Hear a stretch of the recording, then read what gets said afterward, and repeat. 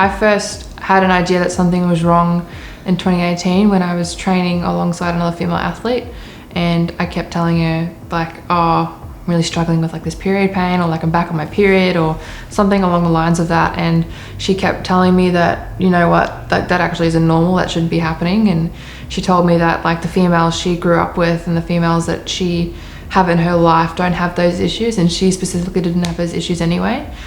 So she did say that like, this isn't normal, you shouldn't be having these issues, and you should probably go and get to see a doctor.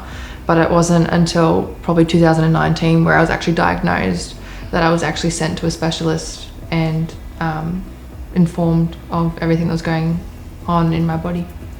I think the most challenging thing about having endometriosis, about like going about your daily life, is that it's constant pain, it's constant flow, it's constant everything for me personally. And I think the hardest thing for myself was trying not to like dwell on it and try not to let it affect my everyday life. But you know, simple things of having to sit down every 5 minutes at a shopping centre because you can't actually walk that far without being in that much agony.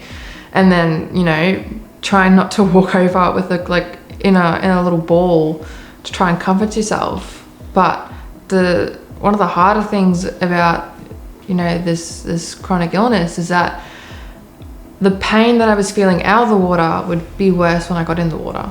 Nothing would really settle it while I was training. There's nothing that I could do to make it chill out a little bit just so I could train for 2 hours. You know, if I could have done anything to make it settle for 2 hours and then take the extra pain afterwards, I would have, but there was nothing I really could have done for that. So trying to manage the pain while swimming, and then trying to manage my extremely heavy flows that just didn't seem to end. I was able to manage my symptoms in my elite career thanks to my specialist. Like, I couldn't have done it without him. I was suffering before I met him, and I was still suffering when I was, you know, when I'm being treated by him, but it's definitely at like a lower cost than what I was beforehand. So yeah. If I couldn't have him as my specialist, I think the past 4 or 5 years since having that diagnosis and being treated with it would have been a whole different story.